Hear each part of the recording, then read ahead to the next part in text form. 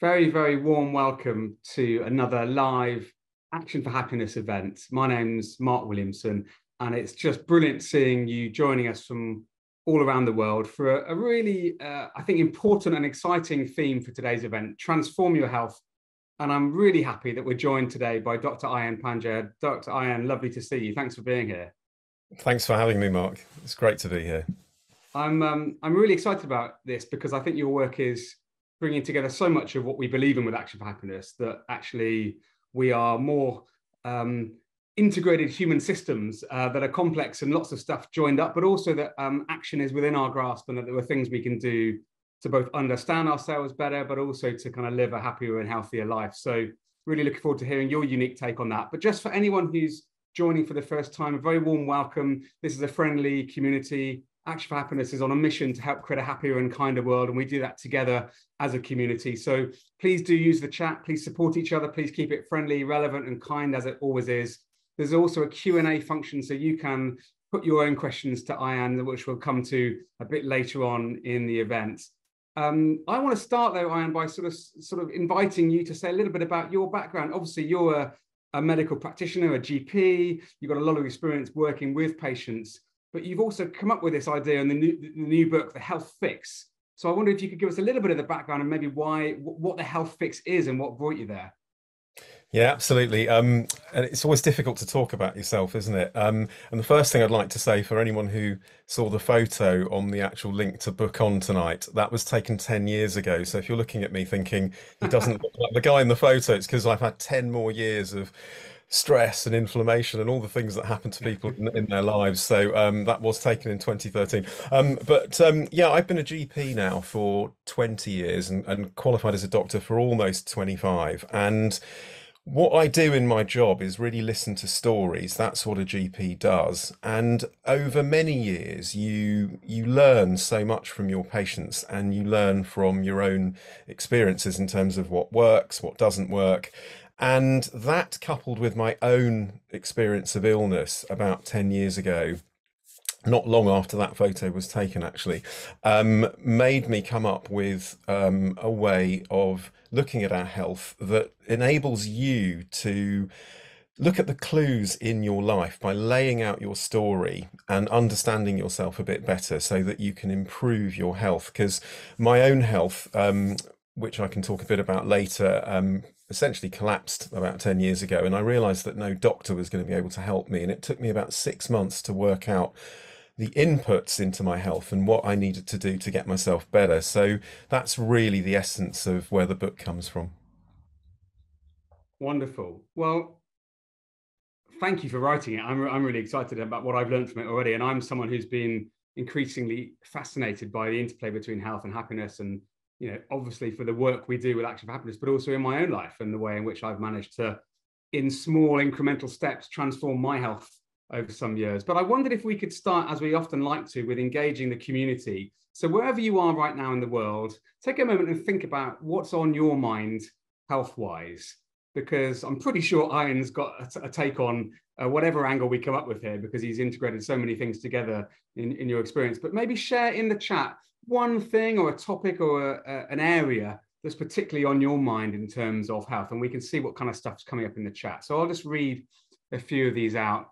Everything seems to hurt, chronic fatigue, mental health, need to lose weight, menopause, community health, eczema, overall wellness, addiction, depression, cancer, long COVID, lack of energy, backache, stress reduction, fatigue, throat virus, putting on weight, all is well. Nice to see that as well. Burnout, autoimmune conditions, stomach pain, aging well, teeth, insomnia, and the list goes on. But even in just those few I've read out there, we're getting an amazing diversity. What are you feeling seeing that list, Ryan? Yeah, firstly, it doesn't surprise me at all. And secondly, it shows you how much need is out there in terms of people who are suffering, might be too strong a word, but who are not feeling well. Clearly there's a lot of people with symptoms out there, and it brings me quite nicely, really, I guess, to an anecdote about patients and how modern medicine sees illness and disease, because in modern medicine we're really good at acute things. You know, if I've got a pneumonia or I've got appendicitis or I'm dying of sepsis, modern medicine's pretty awesome because the technological advances and the speed at which things happen, you know, mean that I'll probably survive. Depending on which health service you're in and access to healthcare. But actually what it's not so good at is nebulous symptoms. So some of those ones that you just mentioned, aching all over, is a good one, is a non-communicable symptom. So that's not something that you catch from someone, it's something that arises from within. And actually my book and my method works best for those nebulous kind of conditions, you know, things like bloating after meals that no one can get to the bottom of, or feeling tired all the time. And actually the middle section of the book, which, you know, we can go through, is based on stories and cases just like that. People who are tired all the time, people who ache all the time, people who are struggling with their mood and, you know, focus or memory. You know, these are the kind of things that are very, very common. Now, one of the premises in the book is that, and I'll tell you a story about, you know, a real life person in a way. So this is not uncommon at all, but in old-fashioned general practice from about 5 years ago, pre-COVID, the way we used to work was we used to see almost everyone face to face with, you know, a zillion phone calls squished into the middle of the day. And at the end of a morning, we'd see people as extras. These were emergencies, people who wanted to come in because it was too urgent not to come in. And often you'd get someone coming in who usually sort of often a man, but not always, but, you know, in middle-aged, you know, sort of mid-40s, and they'd come in with, you know, they've often been sent there by their partner or their wife, and they sit down and they say something like, right, well, I don't really know why I'm here, but, you know, my wife thinks I'm depressed, can't digest my food, I've got terrible headaches, I'm getting these palpitations, my muscles are twitching all the time. And I used to get quite irritated by this sort of character, and not, you know, which is an awful thing to say as a doctor, but the reason being it was an extra, it was a 5-minute appointment, and I go, hang on, I'm really sorry, but I can only really deal with one of those things. But the whole point was that that person is broken, and actually all of those symptoms are interlinked. This person is experiencing systemic malfunction, and one of the things that we haven't acknowledged readily enough in modern medicine is that a symptom is a sign of system malfunction. It means there's something going wrong with your biology. And when you think of systems, you know, they are your cardiovascular system, your nervous system, your immune system, your gut. They're all different systems that are constantly intercommunicating. So just to give yourself an example of how you might feel when they are intercommunicating badly, if you know, if someone suddenly burst into your room and said boo, you know, you can imagine what happens to your heart rate and your nervous system and your gut. Or if you stayed up all night without any sleep and were revising for an exam on 10 cups of coffee, your systems go haywire temporarily. And in terms of our health going wrong, often that process happens in slow motion. It happens over many years. And that's one of the reasons you don't notice it until you're totally broken. You think, hang on a minute, I don't feel well. That's exactly what happened to me. It all just suddenly, out of the blue, I thought, I just don't feel well. And it was lots of things, you know, aching joints, you know, my memory wasn't working, feeling tired all the time. But sorry, I'm rambling. You have to cut me No, but the lots of things point is actually reminded me of what I see behind you, which is the cover of your book, where you've got this sort of shape, which I think symbolizes the fact that things are interconnected. But actually, the number 8, I think you have 8 specific areas that contribute to this sort of overall system. Do you want to just, I know we're going to go through in a bit more detail later, but do you want to just introduce what those are? Yeah, absolutely. And again, this is all because of stories I've listened to, patients that I've treated over the years, and my own story. But at any one moment in time, if you think of your health right now, you know, wherever you are in the world, and you think of your health status, what's given rise to it are 8 different things, and they apply to all of us at any one time, and not in any particular order. They are diet, exercise, stress, sleep, genetics, environment, and the last 2 are exposure to sunlight, which is a euphemism for vitamin D, and historic infections.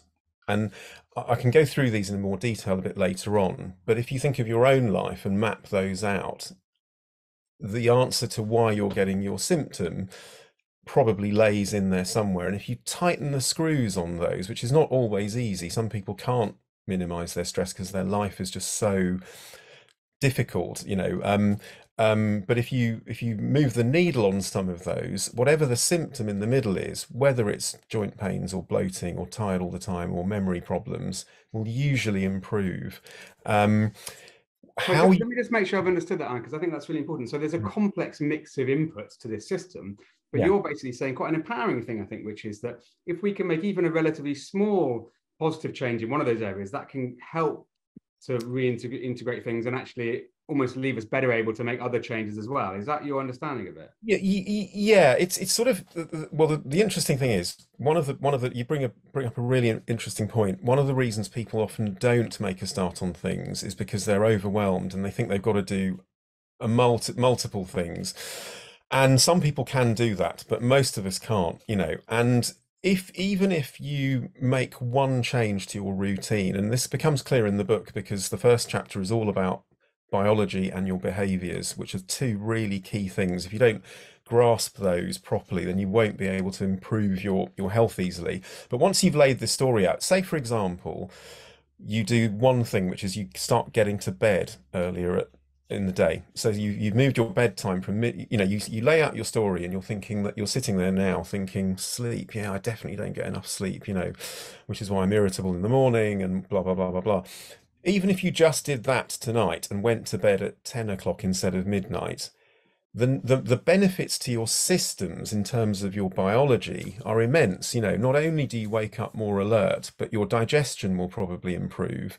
Your mood, your focus, your ability to exercise, your cravings for bad things are likely to be less the next day.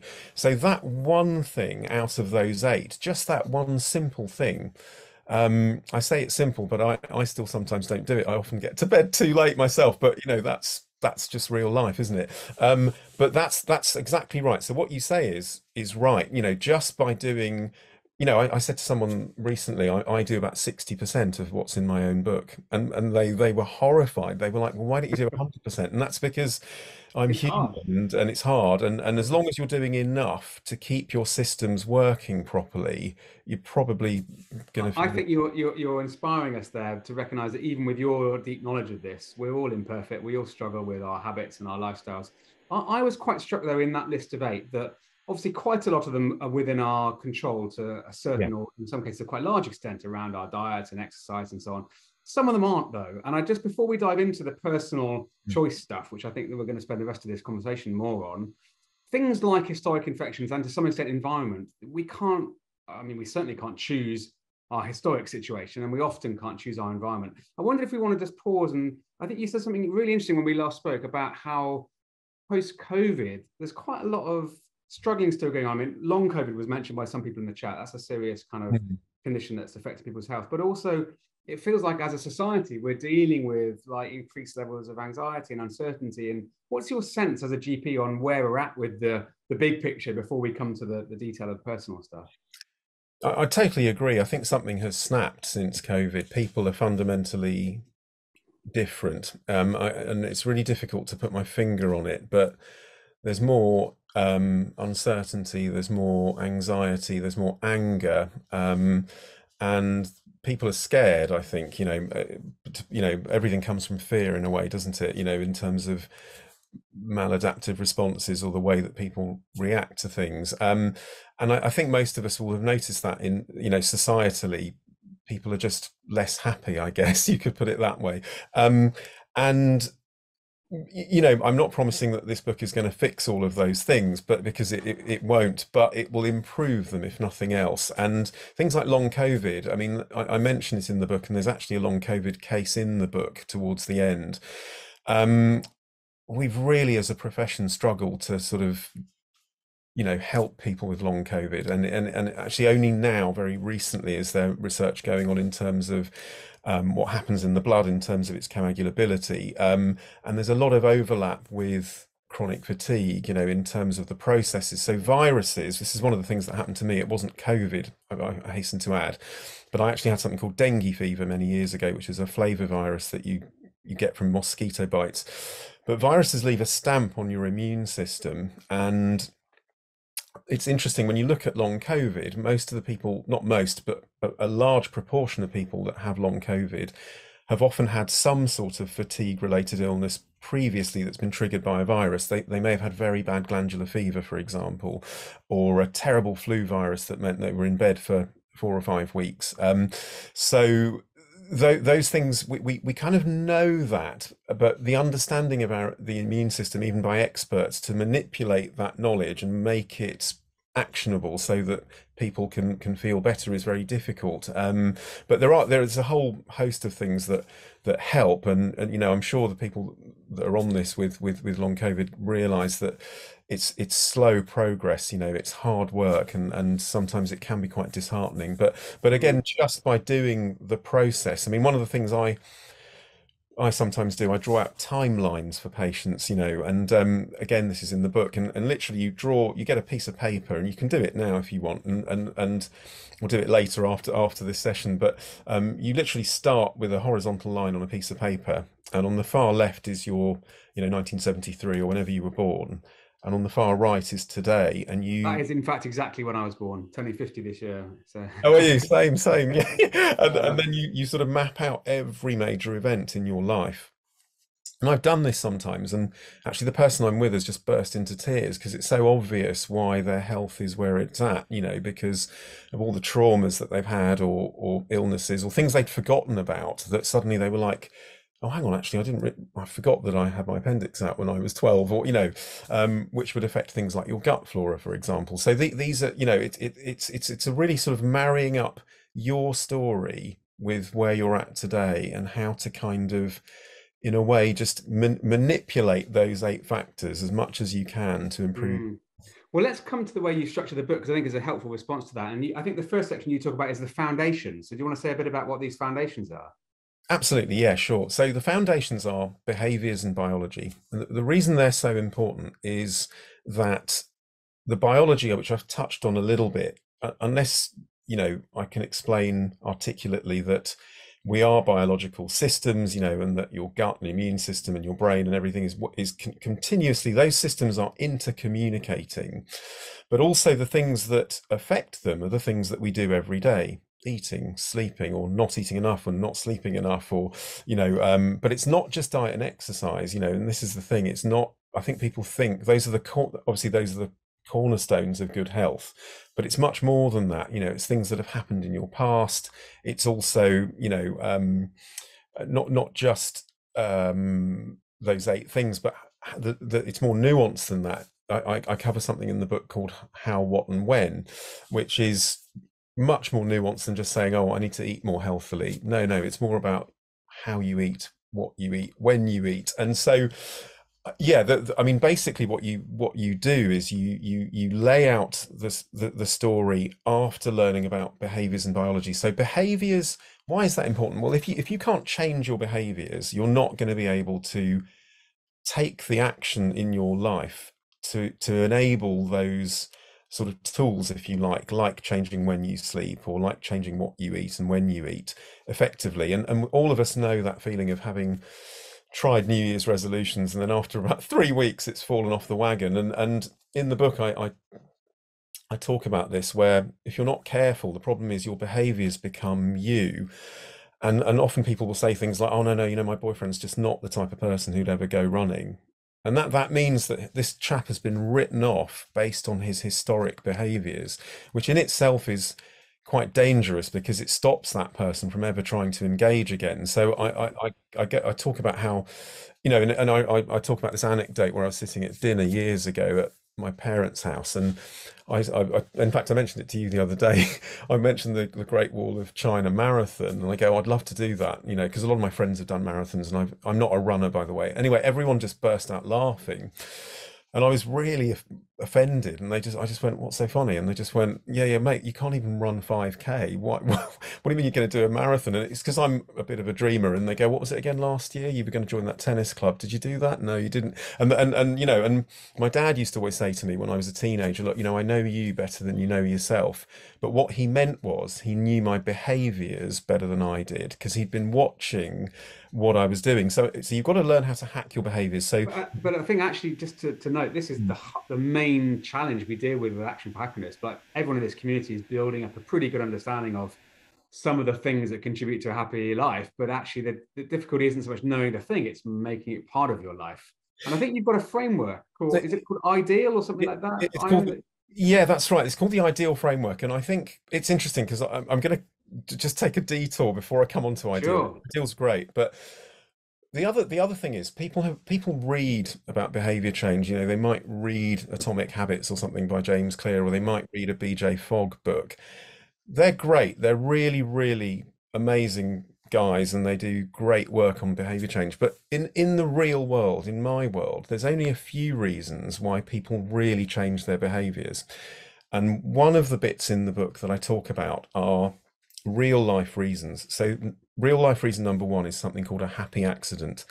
So this is where you forget to drink coffee one day, even though you love coffee, just because you're in a rush, and then you feel much better by the end of the day and think, wait a minute, I feel a lot better off coffee. And then you just try it the next day and the next day and the next day. And before you know it, you've developed a new habit because you felt better. That's called a happy accident. The second one I call under orders, and this is where external rules or laws mean that you can't do something, like not smoking on an aeroplane. And even the most hardened smoker will tell you they don't really think about having a fag on the plane because they just can't do it. It's a no-go thing. But as soon as they get off the plane, the first thing they do is they sort of search for a cigarette. The third one is what I call the unthinkable. This is when tragedy occurs, your best friend dies of a heart attack or something, and you think, right, that's it. I'm going to the gym, I'm going to get fit, that sort of stuff. The fourth one I call community spirit, which is things like park run or Weight Watchers. They haven't, found any kind of Nobel Prize winning discovery. They've just harnessed the power of community like you have on Action for Happiness. That is really powerful.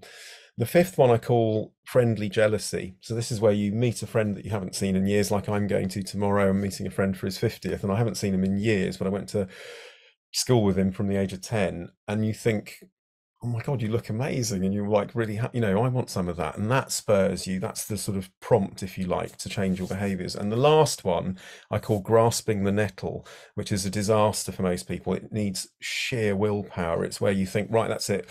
I've had my last fag. I'm never smoking again. Some people can do that. Most of us can't. But that's just a summary.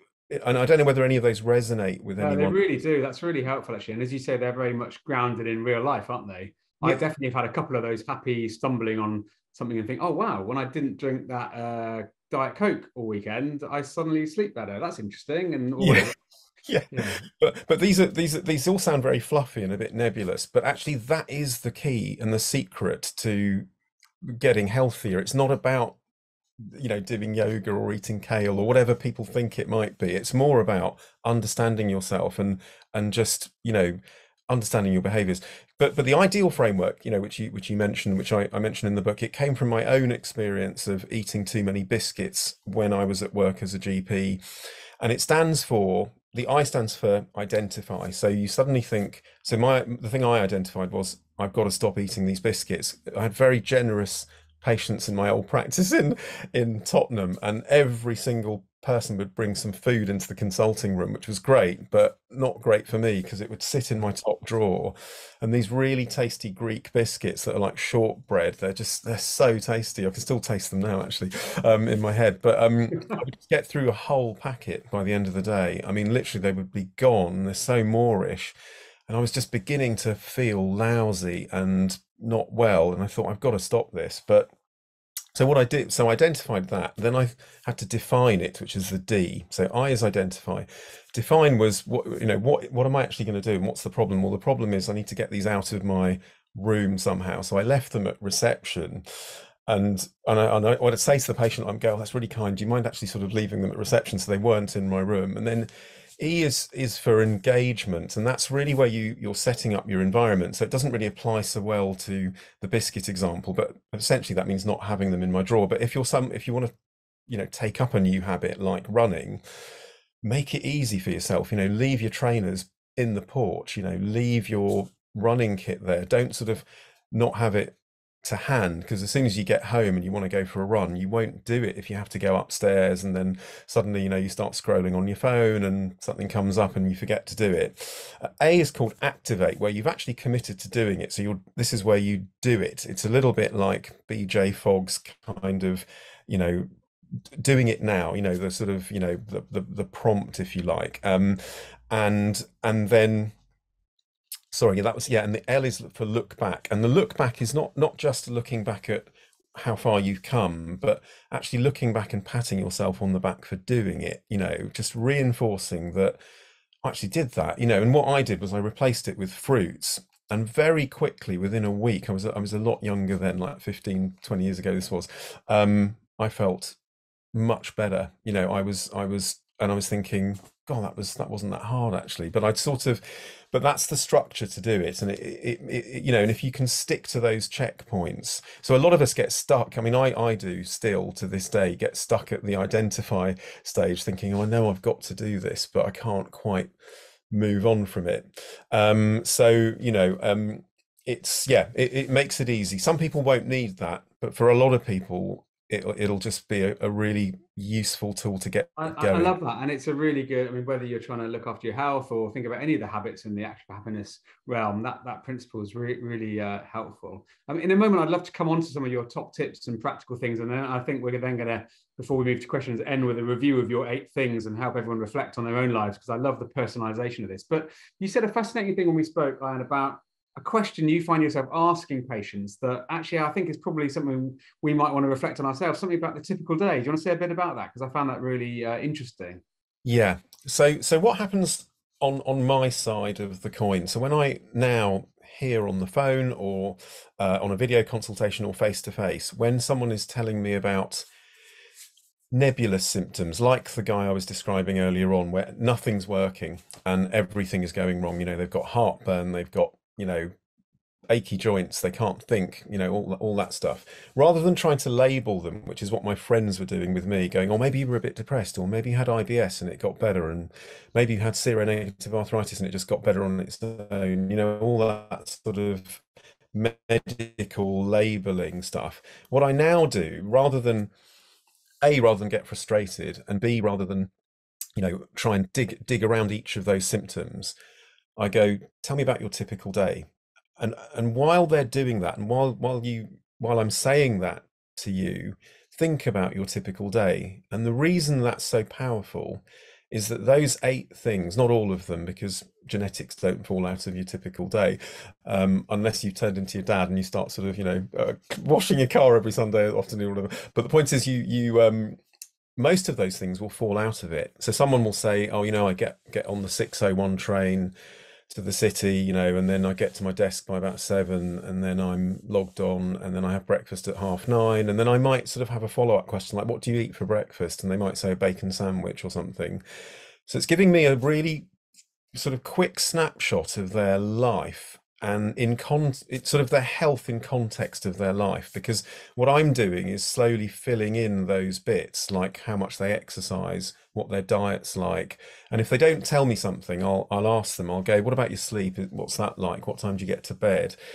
And it's like coloring something in bit by bit, and then really it's not normally doesn't take as long as you think. And I think as a GP, a lot of our trainee GPs worry about time constraints in the consultation, but it's like anything else. The more you try and rush someone, the harder it gets. And if you just let them tell you about their life, then you'll get most of it. And it's a great exercise for you to do, thinking about your typical day.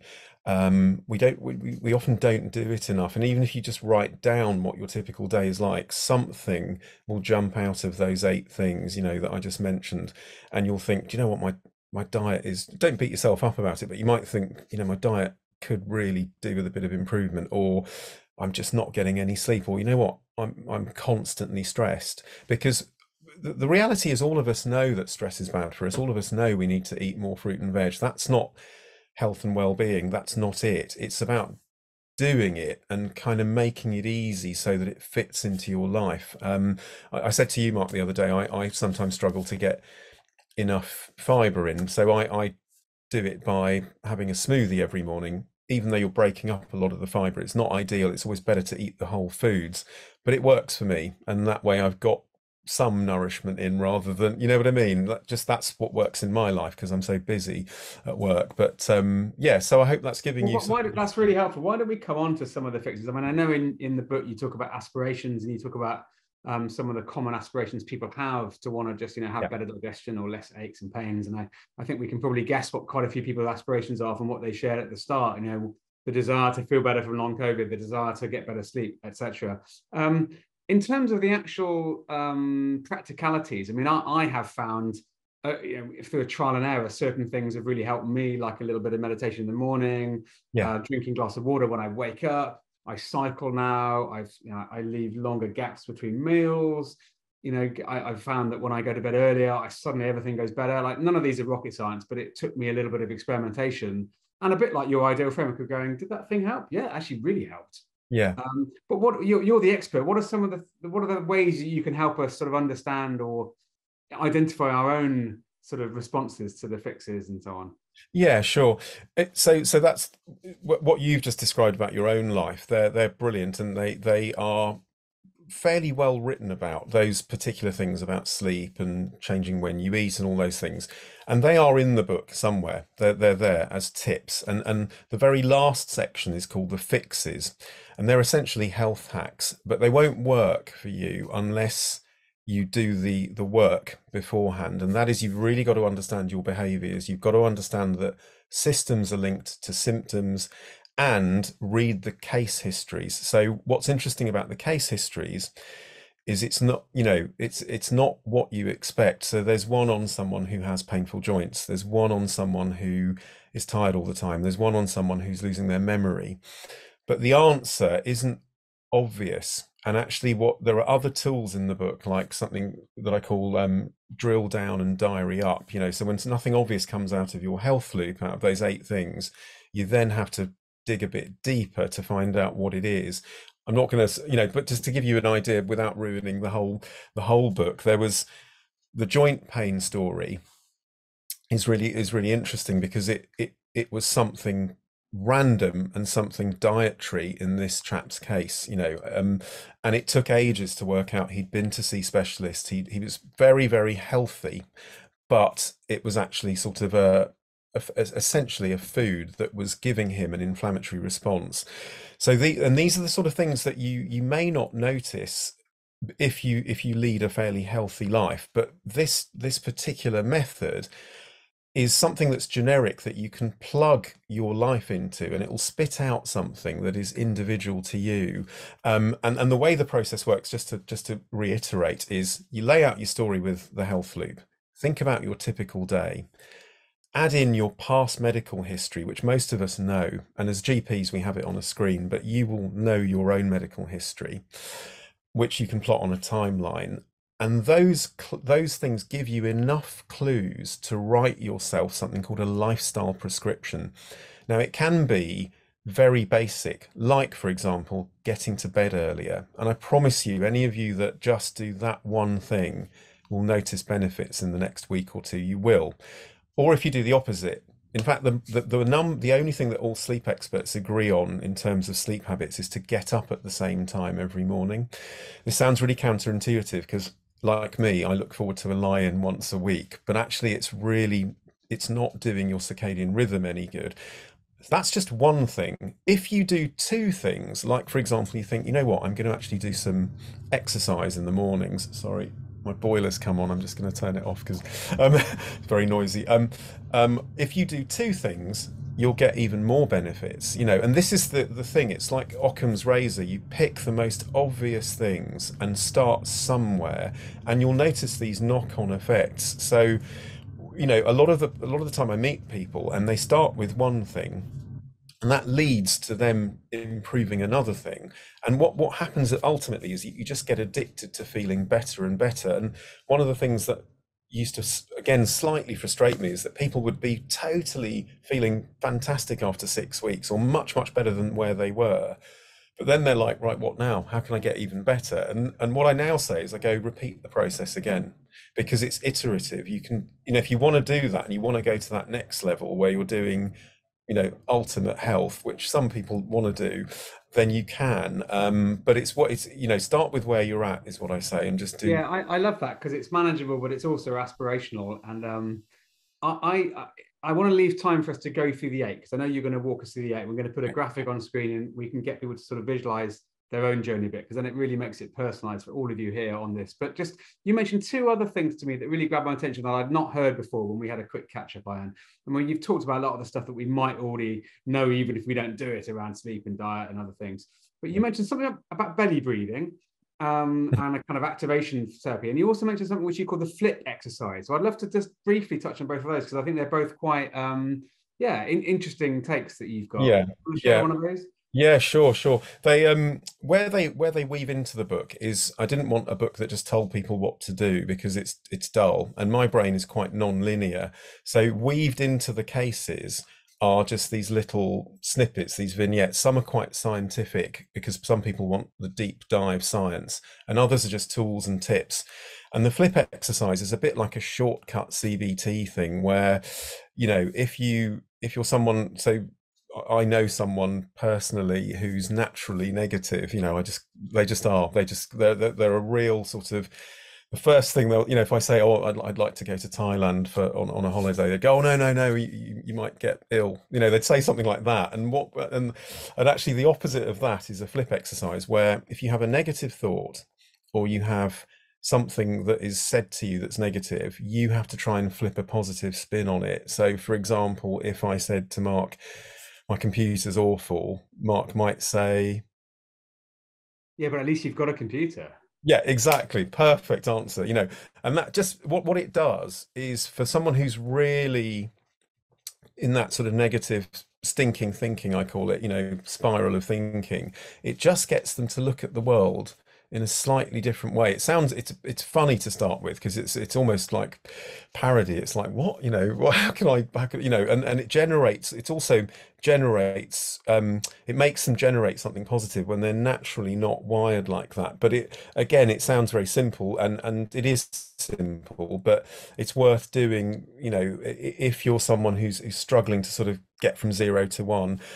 What were the other ones? Flip exercise. Well, you mentioned this belly breathing, which you said personally had quite an interesting effect on you. And obviously we're big proponents of mindfulness and breathing exercises, but what you said felt slightly different, because it had a sort of physical component to it as well. Yes, yeah. Well, belly breathing, I mentioned because, so I used to do a lot of singing, and so years ago when I was at school, my singing teacher taught me about Alexander technique, and so I've been sort of belly breathing for years, and that, as most of this community will know, has multiple benefits. Partly because you increase your oxygenation, and often people who have anxiety, they also have an issue with breathing. So in terms of what's going on with bicarbonate and carbon dioxide gas exchange, you become more acidotic, so you can overbreathe, breathe too quickly. Whereas belly breathing means that, because you're keeping your shoulders level and you're breathing abdominally, it's much less likely for that to happen. So that's one of the things. But the physical one that you mentioned is something that's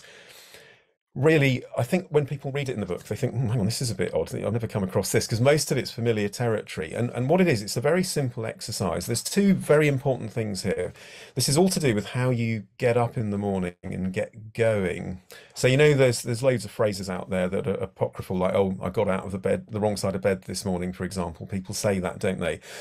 And, we've all had days like that. But in order to minimize that, where you get out of bed the right way, if you like, one of the things I recommend is starting by activating some of the muscles that you've got. And the 2 areas I focus on are around the rib cage here. So you literally sort of massage in small little circles down the edge of your rib cage. It can be quite sore when you first do it. So for literally about 5 seconds on each sort of spot here, all the way down the edge of your rib cage, and then here and here, either side of your sort of belly button, quite deep massage while you're lying down, almost like you're trying to sort of get your fingertips through to the bed.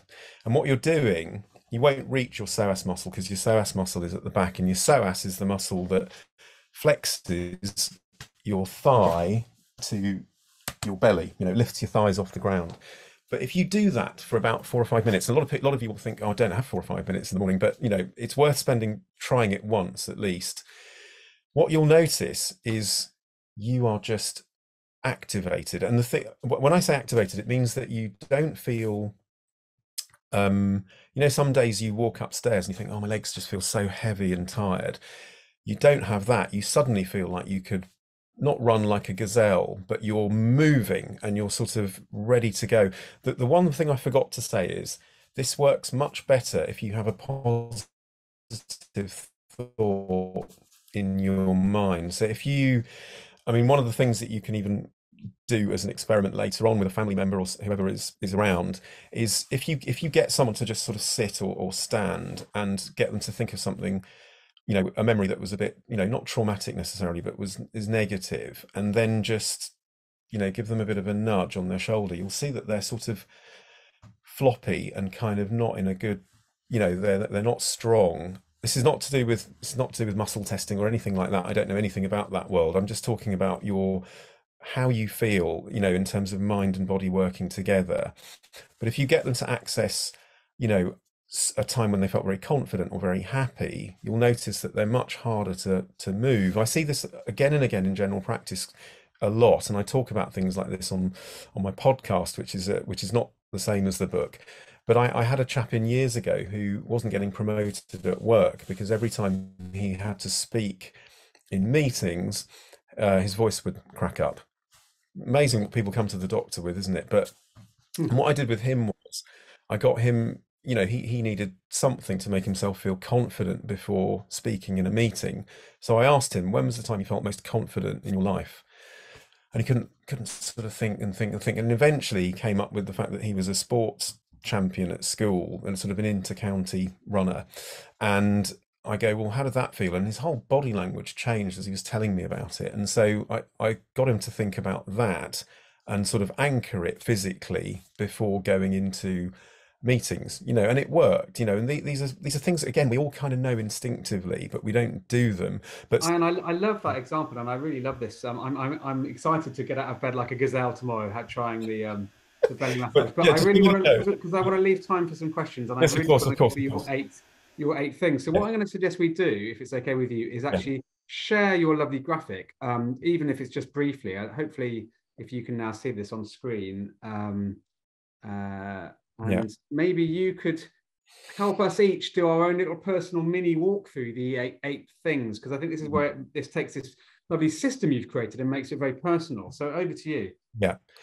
Okay, so while you're looking at this, I just want you to just let your eyes kind of wander around over the 8 elements to this health loop and just think about your typical day. So most of you will know that back to front because you do it every day. And while you're doing that, just cast your eye on the ones that apply to you day to day. So I've put diet, exercise, stress, and sleep in the, where north, west, south, and east are on purpose in a way, because they're diet and, rather than next to each other, because they're 4 obvious ones. Sunlight, do you get out much? Do you get enough vitamin D? What's your environment like? Environment's really important. I know people who, for example, workplace environments are a source of massive unhappiness and illness. You can run across the South Downs every day and eat loads of green vegetables, but if you've got a toxic work environment, you are not going to feel well. Sleep, really important. Do you get enough? Now the 2 that aren't sort of obvious in terms of your typical day are genetics and historic infections. Historic infections, I'll give you an example of this. If you're someone who had, in fact, let me give you a slightly protracted example, and don't worry if this applies to you at all. This is just for example, giving you an example. But if you have a child who's born premature, not breastfed, born by cesarean section, has a lot of emotional trauma, and then has loads of infections when they're young, like ear infections that need antibiotics. Just those four things prime that child to develop certain conditions later on, like irritable bowel syndrome and, perhaps things like fatigue, even type 2 diabetes. Their risk of developing non-communicable disease is increased because of those things, partly because of an insult to gut flora.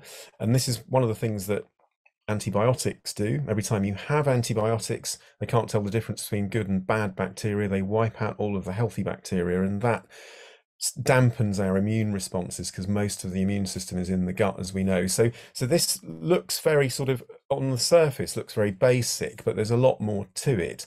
And even if you take, say, my story, I had dengue fever, which was a historic infection, and then I had a load of stress, and then I wasn't sleeping because my daughter was a very bad sleeper for 2 years, and those three things colluded and made my system collapse. So luckily she started sleeping, the stress went away, and I had to make some changes to my diet and movement and environment, but it all sort of calmed down. And that's how this system works.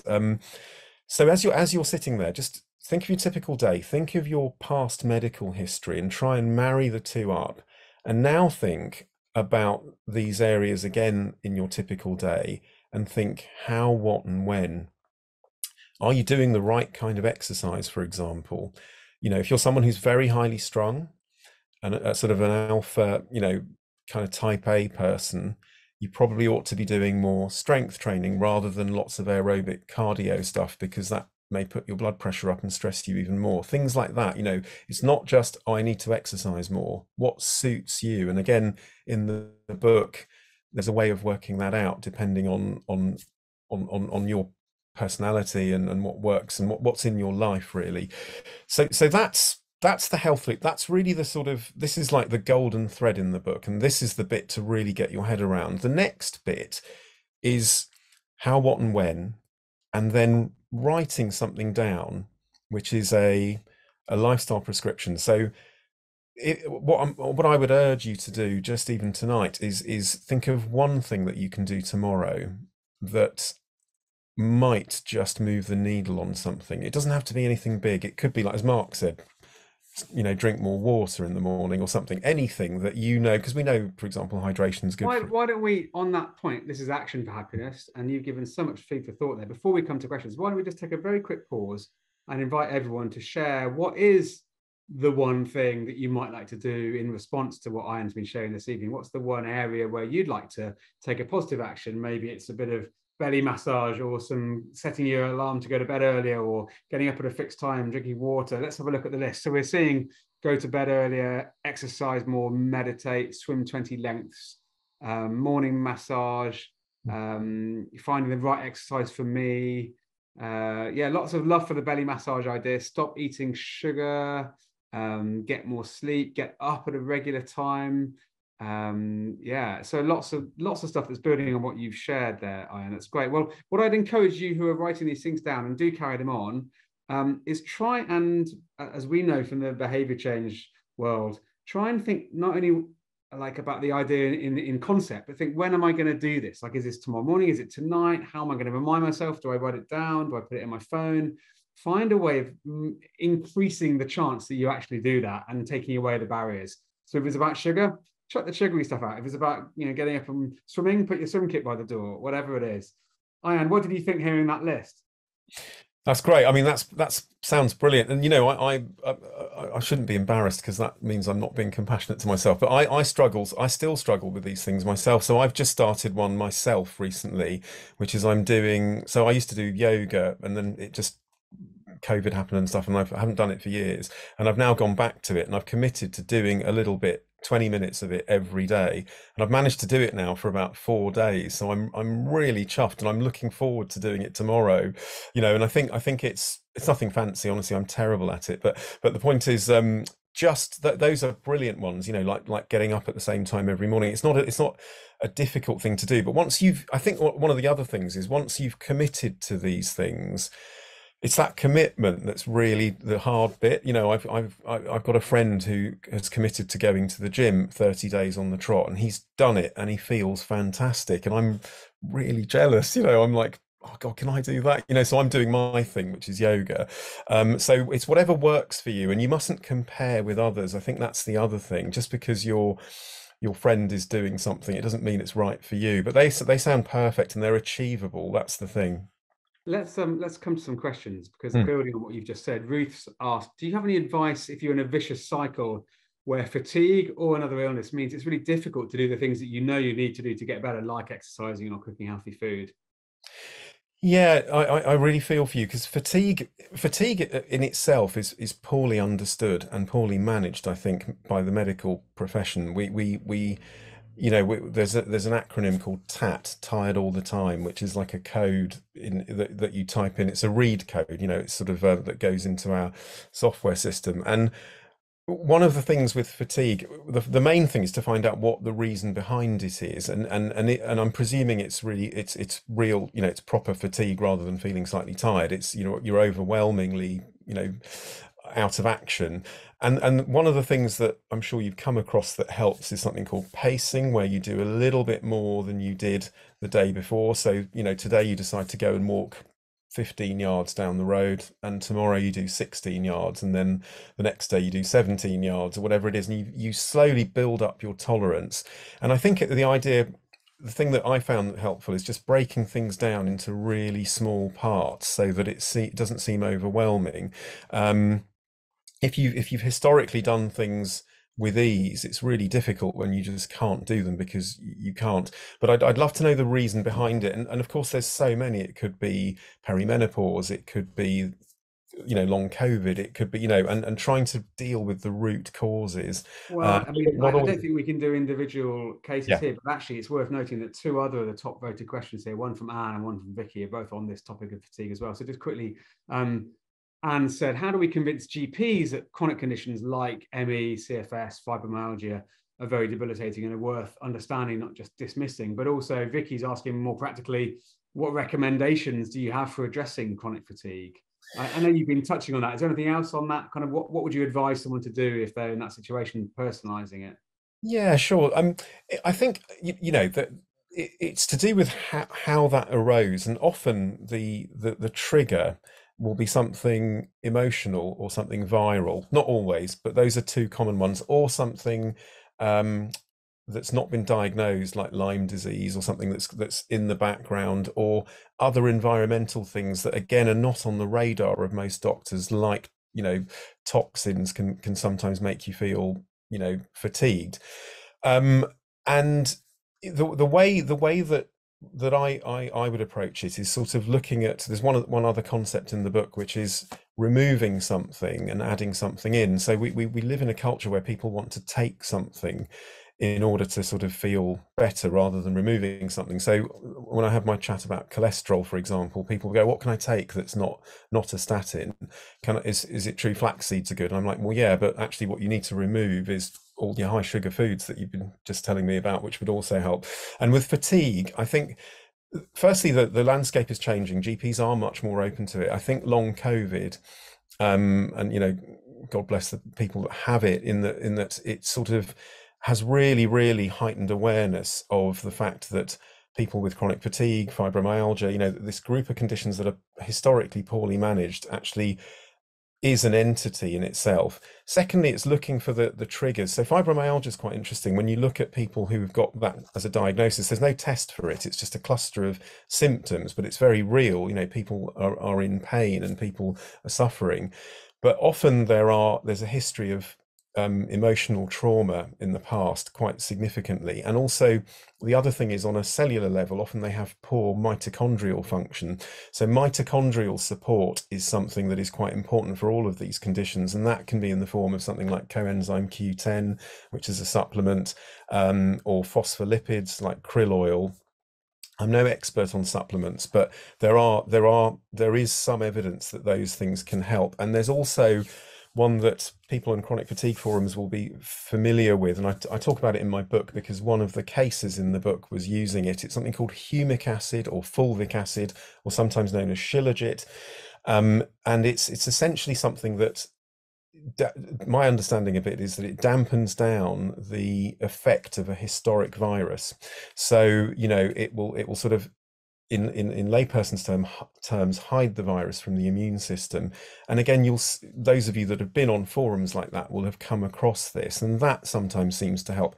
I can't, on the No, record but thank you. Let's recommend not it. that's really But really but helpful. those are Yeah. but pacing is really the mainstay of it. That's what you want to start with, and looking at how it happened, and also just doing that health loop. Honestly, there are things that will come out in that you'll realize. Some, like in the book, there'll be certain things like certain foods that might be sort of making you more fatigued, that sort I of think it thing. feels like you're encouraging us to be more like detectives in our own kind of health and well-being, which is like we've got all these different inputs and they all join together, but we don't often take a sort of step back and go, oh, maybe that's the thing that's causing this. And but let's come to another one of your 8, because I think it's really interesting. Heather said, could you explain the importance of sunlight? Like, you've given it such priority rather than putting it with diet or environment. What's going on there? Yeah, so light is interesting because, again, from circadian rhythm viewpoint and in terms of your natural body clock, exposure to light is really important. So, in a lot of well-being books, and when you hear lots of influencers and experts talk, they'll always go, "Well, go and I'm out in morning light, so what, we all do that sort of thing." You think, well, surely but that's so important. And actually, there are numerous studies on different parts of the world and how sunlight and exposure to sunlight is beneficial for us. Just on the light one, even if you don't see light and if you were blind and your rods and cones didn't work, every cell in our body responds to light.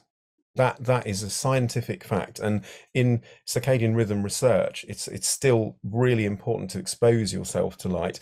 I also I said earlier it's like a euphemism for vitamin D, which it is, because vitamin D, as many of you will know, its structure is like a hormone rather than the other vitamins, and it seems to have these beneficial effects on the immune system. So the easiest way, the best way to get your vitamin D, if you can, although you can't in this country for 6 months a year or more than that even, is exposure to sunlight. So it is really important. I know what you mean. It seems a bit out of kilter, doesn't it? It's like, hang on, stress, sleep, Well, diet, I thought that, but I started taking, when I did a blood test and found I had low vitamin D and started taking a supplement, and definitely have got less cold and less illness since. Now that may or may not be related, but for me it was one of those like experimentation things that like this seems to really help. And we're pretty much out of time. We've covered so much, and I feel like we could talk for hours and hours. And there's yeah. so much fantastic chat going on, so many brilliant questions we haven't come to. So tomorrow we're going to send out a link to this video to everyone who's been part of this, to the chat file with all the conversation, but also links to your link tree and your book and the podcast and so on, and also that image that we looked at together. So you can, wherever you are in the world, have a bit of a more of a calm, slow review of the 8 factors. But in our last minute before we wrap up, Ayan, I wondered if you might want to leave us with a final kind of couple of closing thoughts. What should we take away from this? Yeah, it's interesting. Everyone always asks me this, and I've often been on podcasts where they go, "What's your one tip?" And every time I've been on it, depending on where I am in my own health journey and my own career, I've said something different. But what I would now say is, I genuinely now believe, because the brain sits above all your other organs, it is in many ways the most important. And I've covered this thing in the book called the monkey brain, which is what makes us do bad things like eat lots of donuts in one go without thinking. And all I would say, especially in this sort of post-COVID type era, we're not even post-COVID really, to be honest, but post-COVID-ish era, is just, if you can, just live in the moment. That is the one thing. Just constantly savor everything that you're doing, because as we know, life is very fragile, and you're much more likely to make better decisions if you just proceed with caution and just live in the now. I love that. Life is precious, but actually, by sort of living mindfully rather than on autopilot, we're not only going to be experiencing that moment, but we're also going to perhaps notice more of the opportunities to make those little steps in our sunlight and our sleep and all those things that you've taken us through. Ayan, thank you so much for your work and for your time today and for all the wise ideas. Keep up the great work, and we'll be continuing to share this and sharing all the links with you all. And thank you everyone for being here as well. It's been a lovely time together. Thank you so much for having me. It's been a pleasure.